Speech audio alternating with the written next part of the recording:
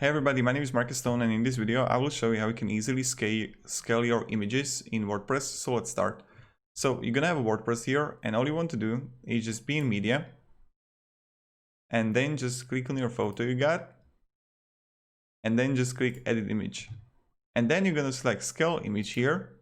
You can proportionally scale the original image. For best results, scaling should be done before you crop, flip or rotate. Images can only be scaled down, not up. So you can have the dimensions here.